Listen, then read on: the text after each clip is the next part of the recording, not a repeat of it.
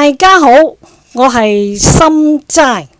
點樣同棘手嘅人相處？日本東大明僧不反應、不判斷、書摘別人嘅批評論斷、網絡嘅酸言酸語，心裏邊嘅煩惱擔憂，你係咪時時因為呢啲事情而感到疲憊呢？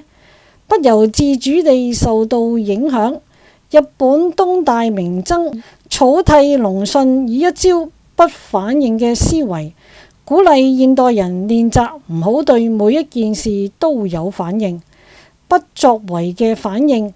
面對好難相處棘手嘅人，呢一招尤其重要，因為反應正係煩惱嘅真正原因。遇到討厭嘅事會生氣，意識到別人嘅眼光嘅時候會不安。我係咪做咗啲唔啱嘅事呢？呢啲都係心嘅反應。草剃龍信認為一切嘅痛苦都始於自己嘅反應。了解呢一點就係解決煩惱嘅第一步。本文摘錄自不反應嘅練習，作者草剃龍信，不升高情緒，亦唔壓抑情感。喺日常生活裏邊，好難避免同情感相關嘅煩惱。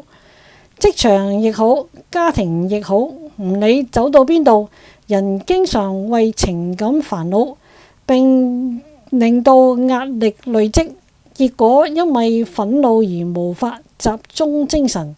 有人工作失敗而情緒低落，有人失去重要嘅東西而傷心，有人對未來不知如何是好而感到不安。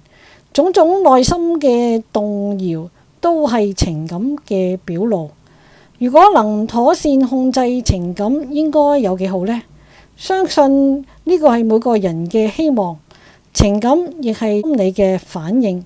接落嚟就嚟學習可以避免因為情感而受害嘅智慧。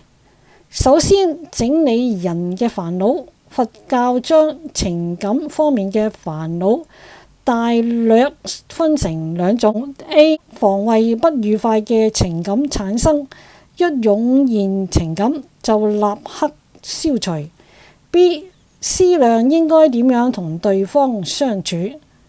A 係情感嘅問題， B 就係關係嘅問題。呢個非常之重要，有必要分開嚟思考。事實上，絕大部分嘅人都將呢兩個問題混淆咗。當生氣、憤怒嘅情感湧現嘅時候，立即出現種種對方嘅反應。滿腦子諗嘅都係嗰個人講咗呢種話，佢做咗呢種事。之後互相以憤怒嘅情感同埋我係啱，佢應該點樣先至啱嘅判斷嚟對抗，結果陷入永無止境嘅煩惱。經常聽到有人講人際關係係煩惱嘅原因，但係如果依據佛陀嘅思想，呢一種講法係唔正確嘅，因為情感而煩惱同應該點樣同對方相處係兩件唔同嘅事。情感係自己呢一方面嘅問題，不妨同點樣同對方相處分開嚟思考，防止無謂嘅情感。最重要嘅係一開始即站喺唔好反應嘅前提之上。點樣同棘手嘅人相處？注意情感上不作反應。之後再嚟講點樣因應他人。所謂因應喺佛教上面指係以乜嘢樣嘅心嚟面對他人。佛陀思想嘅特色就係經常自問，抱住乜嘢樣嘅心態同埋思考方式，確立咗面對他人嘅心，喺人際關係上面先至能夠避免煩惱。首先整理一下因應他人嘅原理同埋原則。第一，不判斷他人嘅事。第二，忘記過去。第三，將對方當成新嘅人。第四，以互相理解為目的。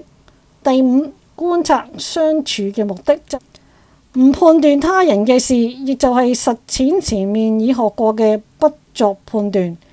湧起負面情感嘅時候，時時會任意評判他人，真係討厭嘅人，完全係自私自利嘅人，或係煩死啦，毫無動力，老係做同樣嘅事，再咁樣就要絕交或者離婚等等，作出各種嘅結論。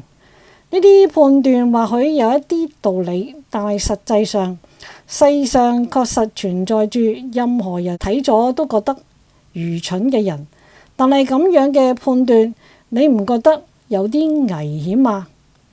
因為判斷通常同自己嘅認同欲有關，指出別人嘅缺點，或者係大聲嘆氣，哎呀，真傷腦筋。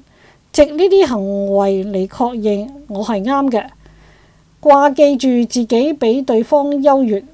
如果依循佛教式生存方法，凝視心嘅內側，盡可能保持清澈嘅心，咁樣不作判斷比較好嘅話，就唔好判斷啦。身為人最重要嘅就係內心唔好累積苦惱。因為不論任何幸福感，都係因為苦惱或者係苦惱嘅反應而消失。對別人嘅判斷係會延長苦惱，仲係避免嘅好。老係諗起別人嘅事，持續判斷個不停。例如佢呢一點唔好，嗰種性格一定會受苦，對自己都係負面嘅。雖然偶爾亦會覺得對別人過意不去，同對方相互理解嘅可能性，卻亦隨之降低。人同人相互理解嘅可能性永遠存在，但係如果不斷評判別人、定罪、論斷嘅話，難免係抹殺呢一種可能性。判斷有各種負面嘅影響，而且越是親近重要嘅人，越應避免不必要嘅判斷。多謝收聽。聽日見啦，拜拜。